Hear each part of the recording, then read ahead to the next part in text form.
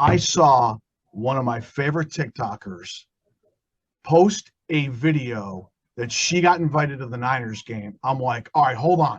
One of my favorite TikTokers, I did not know this, and we'll get into this, is a Niner fan. I'm like, I am getting her on. So I'd like to welcome Christine Thomas. Her handle is CT Fit. Christine, welcome. What's happening? Hello, everybody. How are you guys? Hi. It's so cool to have you on. And we'll get into this part, but I'm scrolling through all of your videos and I'm like, I feel like I'm a part of your life, you know, on an everyday basis. And now I get to talk to you. I'm like, okay, this is pretty cool. Yeah, right. I'm a little nervous. Hey, me too. I talk to like athletes and this and that. I'm like, yeah, whatever. And then all of a sudden I'm like, why am I nervous? This is crazy. So we'll have some fun. Let's get started with this. All right. How did you get started on TikTok, and what was one of your favorite? What was one of your first videos, and why did you start doing it? So I discovered TikTok through my kids in 2020, right in the pandemic, right, where everybody's at home, nobody can do anything, everything's kind of shut down. So it's like, what are you going to do? You're going to watch TV, you're going to be on your phone. And so I said, what is this TikTok thing? It was my daughter that showed me.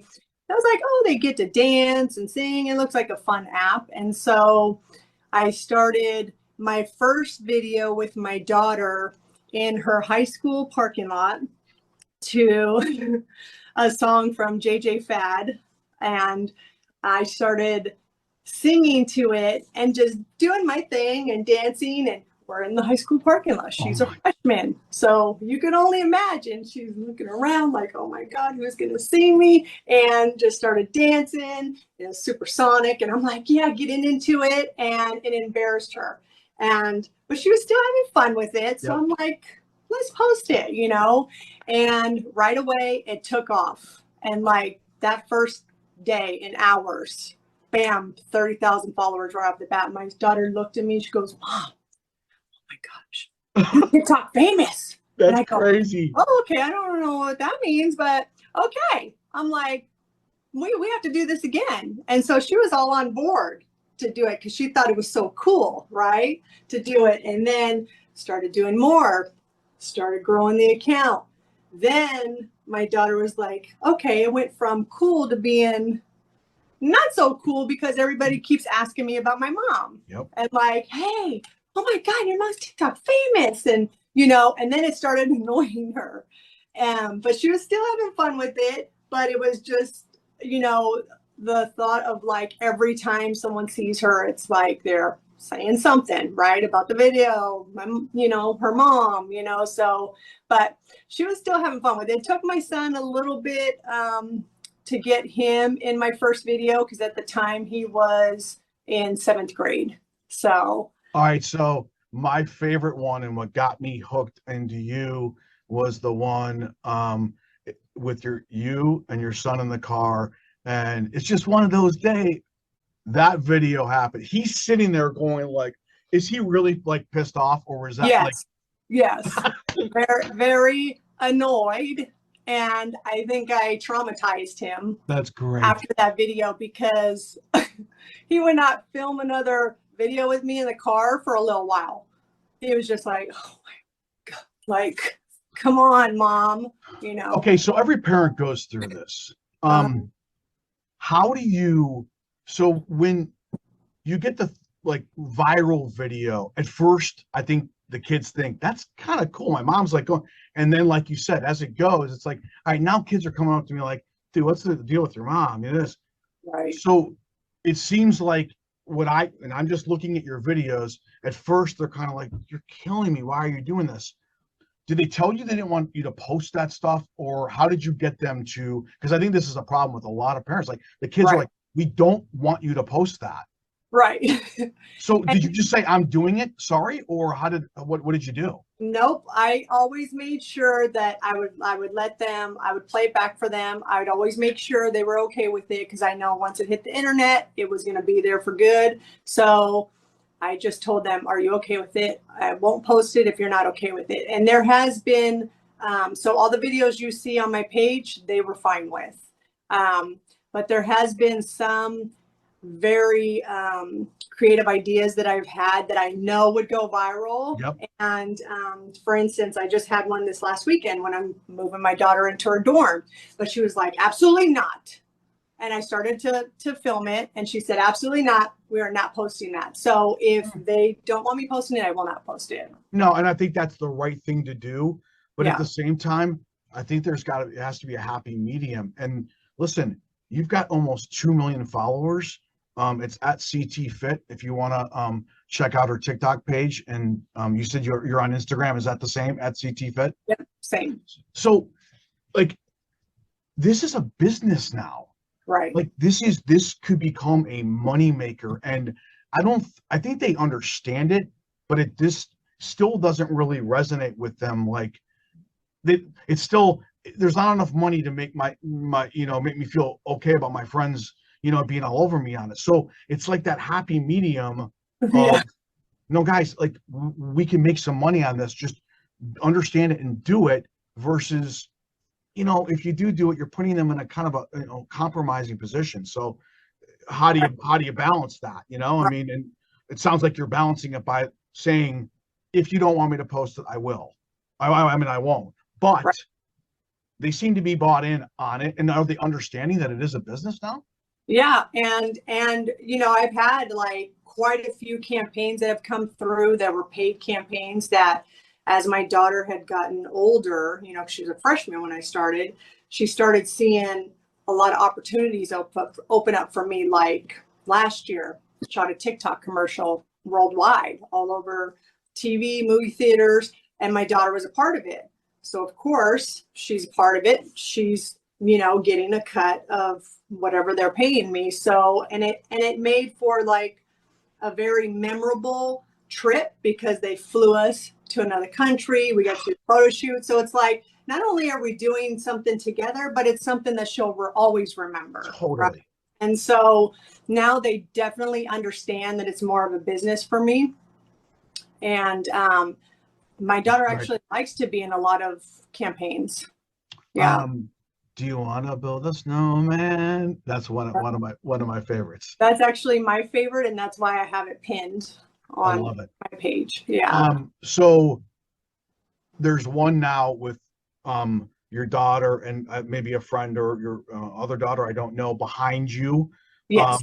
And again, think of it this way. I'm a TikTok. I don't know you. I'm just looking through. First thing that came to my mind was, oh, cool. She's buying in now. Now she's like, a part of it, and seems like she was like, wanting to be the person to be, instead of kind of being like this, don't do this. So, you've done something right, and it's good that she feels good about it now, Yeah. Yeah. And that's actually her best friend. A lot of people think, oh, did she have another daughter? I don't know. They kind of look alike, but it's one of her best friends from high school. Yeah. Okay. So, like I said in the beginning, I'm scrolling through. You're one of my favorites. I see you posting from the Niners game, and I'm like, wait a minute. I'm at 95.7 the game. We love the 49ers. And right. I'm like, I never knew where you were from. And I see you at the game, and I'm like, this is awesome. And that's one of the reasons why I obviously reached out to you. Take me through that. You said they reached out to you? Yeah, so the Niners reached out to me. It was on a Tuesday afternoon right before the first preseason game, and they said, hey, would you like to come to the game? We're offering you some tickets at the suite. We want you to come down, experience it, and then if you like, you can post your experience on your page. And I said, absolutely. I'm like, I've been in since I was little. I'm like, of course I'm going to want to go. So, I took my husband, because my husband is a big Niner fan. So great. Do you go to games a lot? Have you ever been to a game? Or is it? So I'm going to surprise you with something. You ready? I was a Raiderette cheerleader. Wow. Mm-hmm. Okay. Yeah. Nice. Yeah. So I guess you can say I'm a Bay Area fan. So I grew up loving the Niners, but I started cheering for the Raiders when I was 21. Wow. The reason why I started cheering for the Raiders is because my mom is a diehard Raider fan. Wow. Always Interesting. has been. So she's never been able to go to a game. So I said, you know what? I'm just going to go out there and I'm going to try out. I've never done an 8-step in my life, never done dance. I said, I'm just going to go out there and I'm going to do this thing. And I made the team. Wow. And so this was like a dream come true to my mom because she gets to go to the games. She gets to meet the players. She got to meet Gruden. Like, she was like, this is the best 2 years, you know, that she got to experience. And I was just so happy to like see her happy. That's so cool. Yeah. So secretly, when they were playing the Niners, That's so yeah, funny. nobody's looking, but you know, I love it. I love it. So I'm a Bay Area team. So if the Niners aren't in the Super Bowl and the Raiders were, I'm going to root for the Raiders, you know, so. I do want to talk to you about social media because it has its unbelievable pluses, but it has its minuses. I'm a huge mental health advocate, and I've talked to a lot of people. I just saw a story about a Mariners pitcher who is not pitching well for the team. He grew up in Seattle. He's like, this is my dream to pitch there, and he's not pitching well. And somebody DM'd him. He had his DMs open for some unknown reason, literally like the most vile stuff that I've seen in a long time, and like ripping his girlfriend and whatever. And he screenshotted and posted it. I actually DM'd him saying, I don't know you, but I just want to let you know, like, that is so wrong. And I'm with you, and try to ignore it the whole bit. I'm sure you get the detractors. You can't win sometimes. How do you deal with, you know, just trying to enjoy yourself and trying to put out great content, but there are people that I'm sure have some issue with whatever you're doing. Right. And it seems like the trolls come out when you have viral videos. Yep. That's when I get the most. And actually, with my followers and everything, everything's pretty good. I don't get too many negative comments or DMs. So if I do, I just block them. I ignore it. I don't let it get to me. And you can't because it's just gonna. So 3 weeks ago, I got a call from my son on Saturday at 7 a.m. He was going to his baseball tournament. He's in high school. He's like, Dad, you have to come out here. I'm like, his name is Boston. I'm like, Boston, I can't. It's 7 o'clock in the morning. He's like, there's a seal under my car. I'm like, what? I'm like, dude, you're killing me. What are you talking about? He FaceTimes me. He's driving in San Rafael. He sees it's a sea lion in the middle of the road. He pulls his car over. It was like it got out of the water and it was like obviously sick or something. The second he opened his door, it flew under his car. And so he ran out of the car. And I pull up there and there's a sea lion, 150-pound sea lion under. Obviously the warmth of the end probably was why. But I mean, it was the most bizarre thing I've ever seen in my life. So I posted on my Instagram. It's got 800,000 views on it. Of course. Yeah. What do you think some of the comments are? I can't believe that you didn't help it. Like, what do you want me to do? Right. You know? But to your point, I'm just like, I literally am not even going to look at. If you can't look at that video and laugh a little bit and enjoy it, they ended up taking it. 10 cops came and the fire department came and picked it up and, put it back in the bay. But come on, like, what are we doing? So, I know. Yeah, I know. So that's why exactly, like when I see some of the negative comments, I remember all the positive comments I get. And, I look forward to your videos. I was having a bad day and you just put a smile on my face. You made me laugh. Like, I get a lot of those comments too. And I remind myself why I do it. Oh, and with that, you just said exactly why I'm talking to you. You make me laugh. You are like the relating to all parents with kids.